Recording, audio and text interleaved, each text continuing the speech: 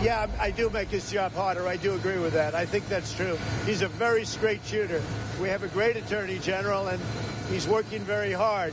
I chose not to be involved. I'm allowed to be totally involved. I'm actually, I guess, the chief law enforcement officer of the country, but I've chosen not to be involved. Chief law enforcement officer of the country. Let that sink in. Donald Trump. Okay, well, you heard the president once again commenting on Bill Barr and the Roger Stone case. And ever since the attorney general intervened because prosecutors recommended a 7 to 9 year sentence for Trump's longtime associate, we have seen a mini revolt at the Justice Department. Now, all 4 of the prosecutors were on that case. They all stepped down.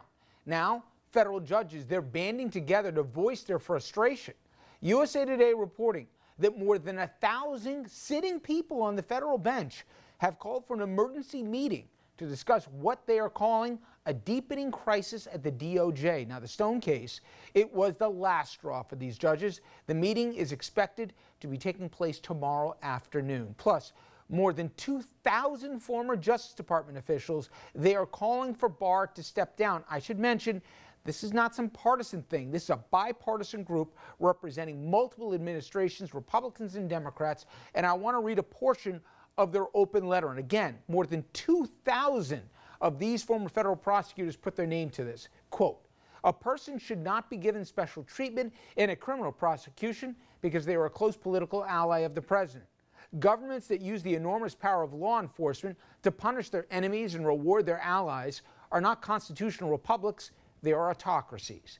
Now, Mr. Barr's actions in doing the president's personal bidding, unfortunately, they go on to say, speak louder than his words. Those actions and the damage that they have done to the Department of Justice's reputation for integrity and rule of law require Mr. Barr to resign.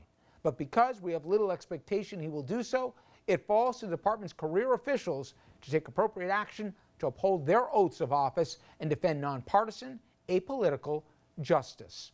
Well, my next guest, he was one of the signatories of that letter, former federal prosecutor and good friend to the program, Gene Rossi.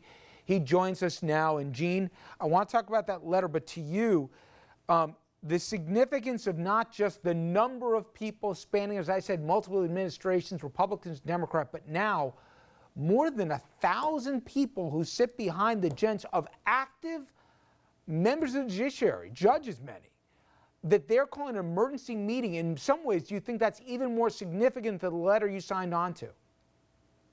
Absolutely. When you get the judiciary and the judges involved, that's a big deal. But I got to say this, and I'm being a little bit facetious, but I think I could be accurate. The Department of Justice is suffering what I call the EBTD virus. Everything Barr touches dies. He's trying to kill the Rule 32 sentencing memo in stone. He's trying to get the Michael Flynn guilty plea vacated. He puts the kibosh on any congressional subpoenas under the rubric of absolute immunity. He killed the Mueller report. It is disgraceful. And I want to say this about that letter that is now approaching 2,500 signatures by former prosecutors in the Department of Justice. There's one name, Richard, that everybody should pay attention to. Don Ayer, A-Y-E-R. Who is he? He wrote an article in The Atlantic a couple of days ago that is absolute. If I could, I want to read some of the letter you're about to reference and then put some context to it for us, okay? This is the piece that Gene's talking about. This appeared, Donald Ayer, again, he's former Deputy Attorney General under George Herbert Walker Bush, and his piece was called simply, "Bill Barr Must Resign." He said, in part, given our national faith and trust in a rule of law no one can subvert, it is not too strong to say that Bill Barr is un-American. And now, from his perch as Attorney General, he's in the midst of root and branch attack on the core principles that have guided our justice system, and especially our Department of Justice since the 70s. Bill Barr's America is not a place that anyone, including Trump voters, should want to go. It's a banana republic where all are subject to the whims of a dictatorial president and his henchmen. I'm sorry to interrupt, but I wanted to read that for the audience, but my God, Gene, that couldn't be stronger.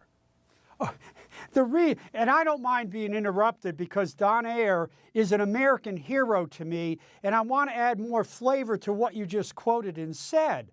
I met him for the first time yesterday on another network. He is an absolute gentleman, and his background includes the following, and people have to realize this. He's not some left-wing crazy who's out to get Donald Trump.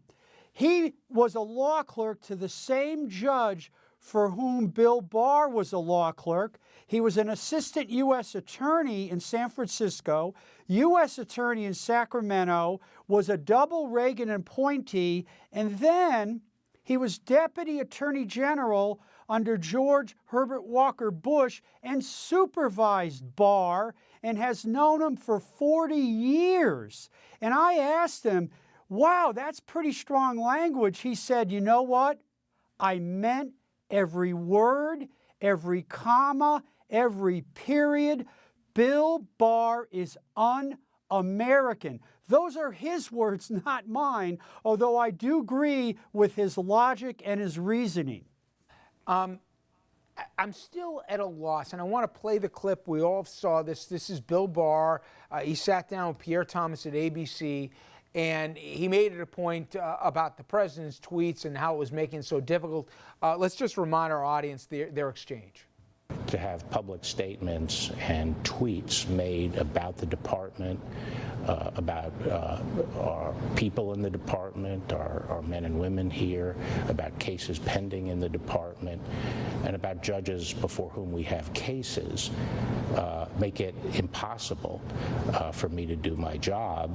I cannot do my job here at the department with a constant background commentary that undercuts me. So, Gene, for those who haven't seen our prior conversations, you know Bill Barr is not just a name. In fact, you helped train both his daughter and son-in-law, I believe, when you were at DOJ yourself. He's at an age right now where there's not some giant payday waiting around the corner. He had a reputation, even for people who didn't agree with some of his politics, as a real serious person of justice. Why is he doing this for the Roger Stones of the world? He's created a direct pipeline to Rudy Giuliani. I mean, the Rudys of the world. Now he's the Michael Flynn's. Honestly, I'm as cynical as anybody. I don't believe any of the crocodile tears that he said. I believe it was just an indirect message to the president. I got this. You don't have to tweet about it. But I still don't get why. What's in it for Barr to so eviscerate a reputation and destroy an institution I believe he cared about? You know, I have thought about it a lot too. I'm not a psychiatrist or a psychologist, but I've concluded this. He loves attention and he loves power. And I think he was frankly bored. He was out of the game, and he wrote that 19-page job application, the letter that was 19 pages. He sent it sua sponte to Rod Rosenstein in June of 2018, to which Don Ayers was referring. But I got to say this. That February 13th interview with on ABC was so disingenuous. One of the major reasons why he gave that interview is this. I have a letter or press statement from the National Association of Assistant U.S. Attorneys, and it's a very conservative group, trust me. I used to be a member when I was with DOJ, and they don't just write willy-nilly statements. They praise in this statement the 4 prosecutors who left the case or quit the department. And this statement is a big deal. But I got to say this. In that interview on February 13th, Bill Barr was disingenuous on at least 2 counts. He says, quote, I never had a conversation about the Stone case at the White House. He put at. He could have had it at a 7-Eleven, an Olive Garden. Who the heck knows? So he's a little disingenuous there. The other thing is this, very clever. He said, I never got a call from someone in the White House. I totally believe that. Text message, email, and the coup de grace actually is, he kind of let his guard down, and he said, was asked, did Donald Trump ever talk to you about cases? And he goes, you mean the Roger Stone? No, he has not, which implied that he has talked about cases with Donald Trump on other matters, which gets to the last thing I want to say. Please sometime replay the cross-examination of Kamala Harris when he was kind of, uncomfortable with the word hinted, suggested. He committed obstruction and perjury when he testified during that hearing when Kamala Harris was questioning him. Pure textbook obstruction and perjury, and I'm not alone in my conclusions. Gene, I've heard, and you're closer to than me, that the 4 prosecutors who resigned may not be the last ones, particularly if there's some activism, let's say, on the part of Barr relating to either Stone, relating to either, beyond even what he's done, Flynn, and who knows what comes down the pike, Rudy now with his Ukrainian great adventures. If there were other prosecutors who said, you know what, I'm going to follow the lead of the other 4, I'm going to hand in my resignation. Or there are judges who say, you know what, I'm not wearing a robe for this. This isn't what I signed up for. Would you ask them, as uncomfortable as it is, stay there? We need, pillars here of justice to make sure that we don't have that banana republic you saw Ayers write about? Or would you say follow your conscience and walk out the door if you have to? This is the closest thing to a Saturday Night Massacre, and we got to deliver a message. That's a tough question. And in July of 1997, I came to that Robert Frost fork in the road. Should I quit the department or should I stay and raise Cain? And what I did is I stayed and I raised Cain. I supported Bill Clinton in 92 and 96. My wife helped run his campaign in 92. But in 1997, 2 high-level Clinton appointees at the Justice Department did wrong. They tampered with witnesses and obstructed justice.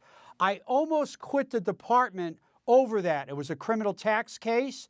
But what I did is I stayed for another almost 20 years, and I referred those 2 to the Office of Professional Responsibility for witness tampering and obstruction. It was one of the greatest decisions I ever made because I could have resigned.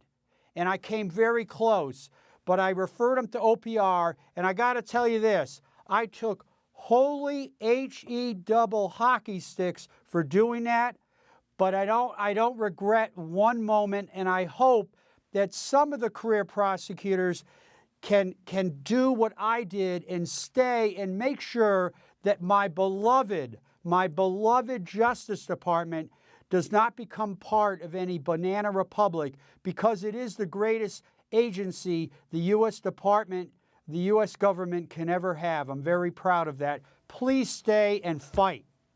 Gene Rossi, thank you for your time and your service. Always appreciate it. Thank you, Gene. Thank you. All right, everybody, when we come back, a little politics. Bloomberg, he is surging in the polls. Biden fading. Bernie continuing to lead the pack. We're going to take a look at the state of the 2020 race after this break.